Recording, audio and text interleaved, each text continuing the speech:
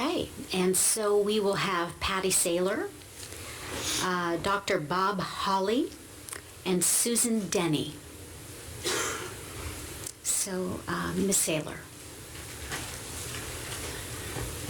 I have some reading material for you, but this is only an introductory visit. And hello, I'll be working with all of you, hopefully over the next few years, to move things forward on behalf of my son. So thank you for those of you who met with me already in the last 2 years. As people may know, I am Ethan Saylor's mother, and I appreciate your condolences and your acts of compassion and all that you have given towards my family over the last couple years. I am not here to talk about what happened to Ethan. I'm here to talk about what's happened since Ethan died. I just want to give you a heads up on some of the things that are really great that are going on. First of all, I'm not sure if you realize how big and how far-reaching Ethan's story is. I live this every moment of every day.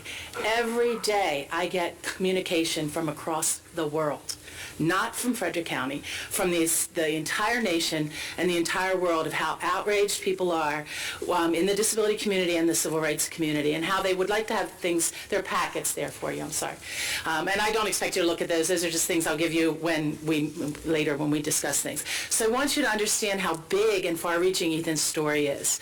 Everyone in the disability and civil rights community that I communicate with are looking forward to positive change.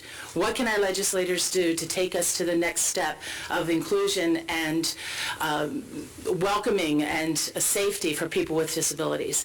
A gentleman asked why we have not seen noticed that we have not seen protests here in Frederick County. My energies are not towards protest. My energies are towards creating a long-lasting, future, inclusive environment for people with developmental disabilities. So I want to call to your attention to some of the things I included in the packet. After Ethan died, we met with the governor. We gave the governor 380,000 signatures on a petition calling for him to pay attention to us and what happened to Ethan. He did. And he told me face-to-face that he was not inclined to. You know, he was really not inclined to even look at this and do anything about it. But after meeting with us and meeting with our family, he did. And he established an executive order, and Ethan is named in the executive order, and you have a copy of that. You know, he says that, you know, he charges us with, he developed the commission out of the executive order and charged the commission to make policy recommendations for how Maryland could improve. How could things be different for individuals with disabilities in Maryland? So you'll see the executive order. The commission membership is wide range. There's many law enforcement officers on the commission. The commission's doing fabulous work. They voted, the entire commission last week voted to continue. Nobody wants to leave.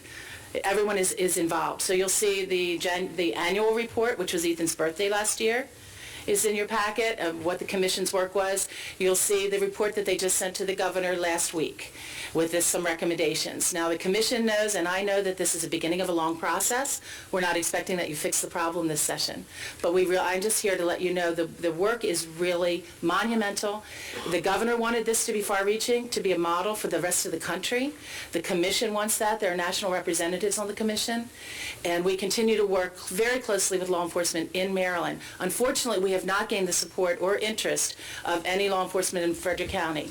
And I can't speak to that. I don't know why, but law enforcement across the state is very involved in the work of the commission, and I work with law enforcement officers on a weekly basis to move things forward. So you're going to be hearing from me, and you're going to be hearing from some of all the people in the commission.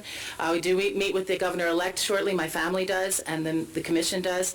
So I just wanted to kind of bring you up to speed that fantastic things are happening, and I want Frederick, and I'm going to be talking with Jan, I have talked to her in the past, to seize this opportunity. We have a black eye in the country right now. You may not see it, but I see it every day. I see it in all newspapers across the country are reporting. Something came to me from Taiwan yesterday, you know, in their public publications. So we have an opportunity to take what happened to Ethan, and our response to it is leading this state and then being a model for this country. And I just really hope that I have your support to do that. And Jan, you and I, and hopefully with the council members, we will be meeting as well. Yes. I'm just curious. What are there bills that you think are going to come up next year? I mean, are there things that are going to be presented, or? I believe that, I know for the fact that the commission is looking at legislation, So yes. we're probably going to get a bills You're that are probably being gonna get recommended something. from the commission then? Yes, Okay. you will. And there's also an Ethan's Law work group that is made up of self-advocates and disability professionals, and they are also in the process of drafting bills. Of course, we'll be coming to you all to look at that. And again, we don't expect a quick fix. This is a long process, and we're looking to just make significant impact that his life will not be for naught. All right, thank you. Okay. Thank you, Mrs. Saylor. Thank you.